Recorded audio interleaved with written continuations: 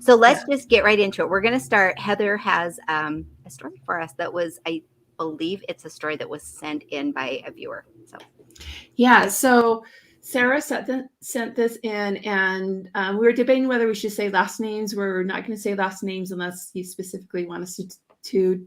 But she has kind of a really crazy story, and a lot of us can probably relate to being a little bit nervous, a little bit stressed when we're expecting a baby. So her story is that she was pregnant with her fourth baby, and this was in 2019, and he'd been diagnosed with a heart defect. And so the doctor was very adamant that the baby could not come early, but her water broke at about 30 weeks. And for those of you who aren't sure what that means, that basically means the baby has to be delivered usually within 24 hours or soon thereafter, because the baby's losing all that fluid. So she was in Montana, and the doctors in Montana got her a medical flight to take her to the U of U, which is in Utah, so that her baby could be delivered at Primary Children's Hospital. She wasn't in labor yet, just her water had broken, so there's some time. As they waited for the plane to come, the plane was struck by lightning. Like with her on it? Was she on the plane? No, the plane was waiting for the plane. Before they landed in Montana, it was struck by lightning. So obviously that plane could not fly or fly her back. And so they had to wait for another plane to come.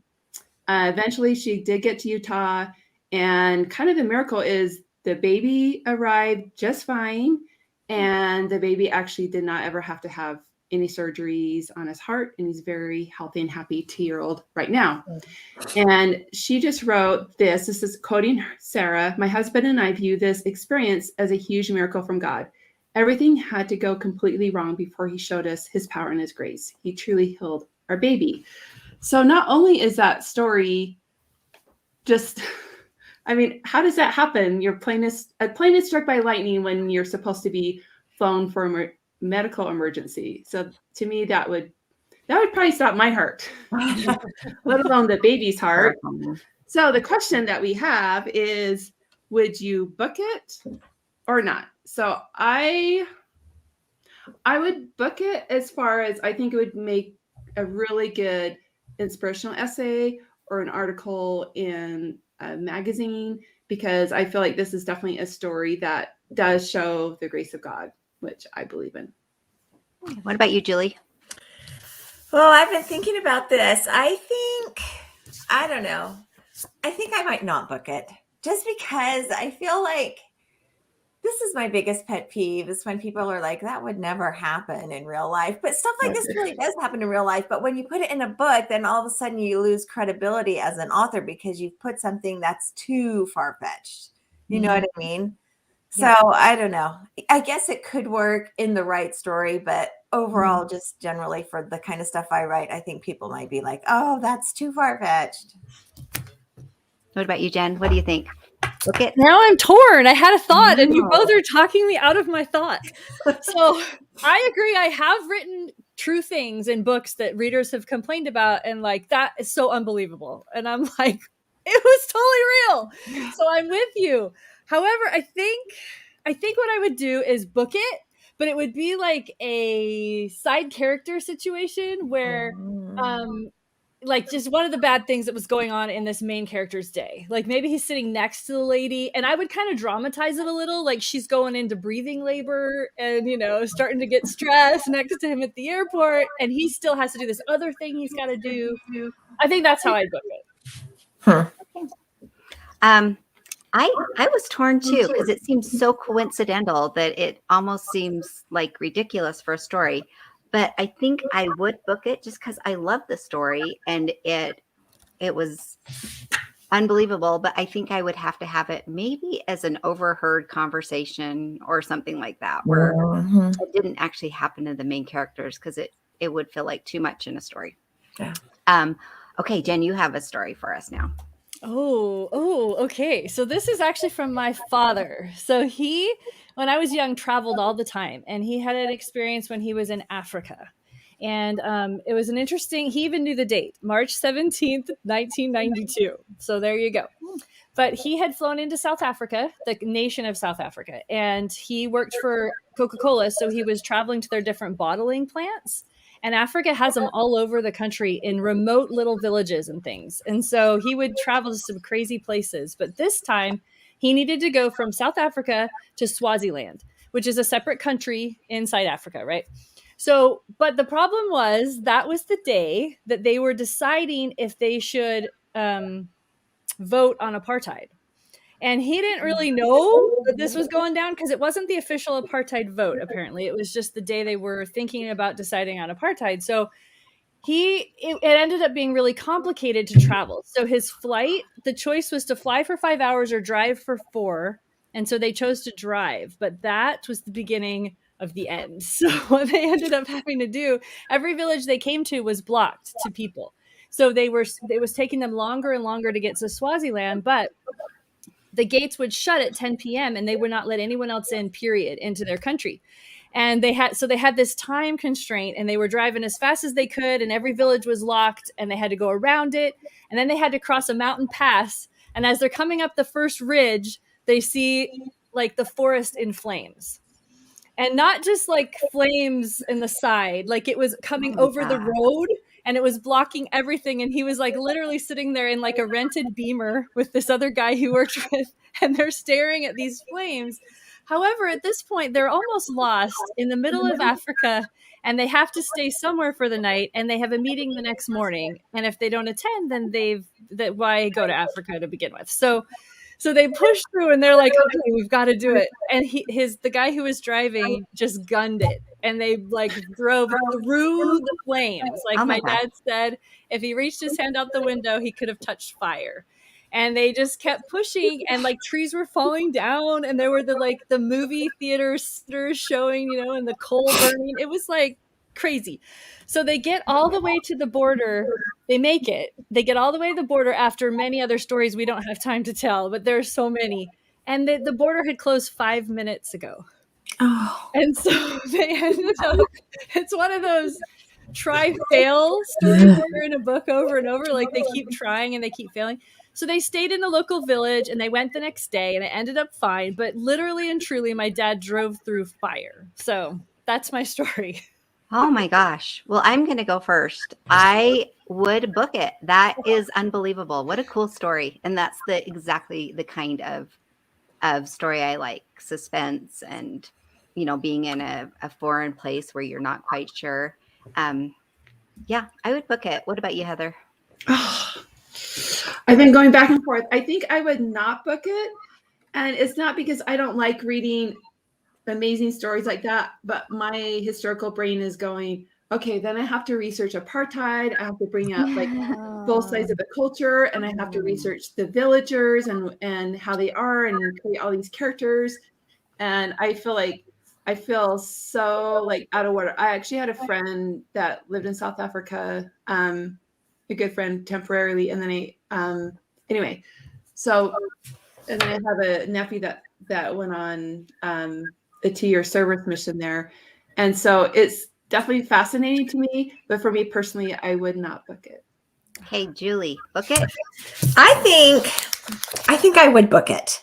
I think it's a cool story. I mean, really, it's a cool story. And I actually did write a story one time about a firefighter who, had to survive a huge forest fire in those little temporary tent shelters that they have. And I interviewed all these forest fighter guys, and I don't know. I would book it.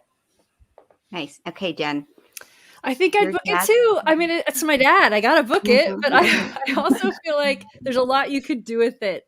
I do recognize, though, what Heather's saying. There would be some significant research and a lot of careful detail that needed to be handled well. But I would try to do this. It's fun. Cool. That was a cool story.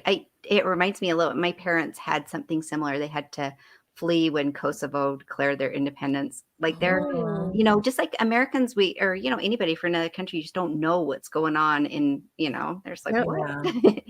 Okay. So now our last story, Julie, tell us. Right. So I wanted to tell this, since we were kind of theming on natural disasters a little bit here, I wanted to talk about the Hebgen Lake earthquake, because anyone who knows me at all knows we have a cabin up in Montana near Hebgen Lake. And so this is actually not a picture of Hebgen Lake. This is a picture of Quake Lake, which was a valley until this earthquake hit. And way down at the far end, you can see like a dam where 80 million tons of rocks and debris fell down the mountain one night in August of 1959. Some of my family was there. I was not born yet. And it was this huge earthquake. It was a 7.5 earthquake. And I could talk about it forever. It's like something I'm so fascinated by. But anyway, it created this lake. And underneath this lake, where you can see these snags, these old trees, are still the remains of the people buried under the lake. They think there's 19 people down there, but they don't know for sure, because in those days they didn't like have, when you camped at a campground, you didn't sign in, you just pulled up and camped. But anyway, I'm going to tell the story of Grace Miller, who is a lady in her 70s who had this little cabin on the edge of the lake, and it had like little side cabins that she would rent out, and she ran this little ranchy thing. So anyway, the night of the earthquake, it was almost midnight, and she woke up because apparently, the earth is shaking, the thunder, the sound of the earthquake was just incredible. And the first thing she said was, I've got to get out of the house. That's just the first thought that came to her. I've got to get out of the house. So she ran to the door and she opened it, and there was a 5-foot crevice between her house and the rest of the mountain. Wow. And so she's, in her 70s, and her Malamute dog jumps the gap, and she's like, I got to do it. So she just bucks up her energy and her adrenaline, I'm sure, right? And she just jumps over this 5-foot crevice. Wow. And then right after she jumps, her house falls off into the lake. Oh my God. And then the next day, she went out on a boat and drove past her house that was literally just floating in the lake. And she's looking at her house and she says, I hope it stays upright. My teeth are on the kitchen counter right next to me. So that's the story of Grace Miller. And you can see that house floating in the water. I've actually been in that house and swam through it. It's so creepy. Wow. Did you find her? Did she get her teeth? Her teeth were long gone by then. Okay. Jen, what do you think? Would you book it? Oh, I would. I'd have to. That's too cool of a story. But the reason I would book it is less the fantastical and more the teeth. That made the story so real.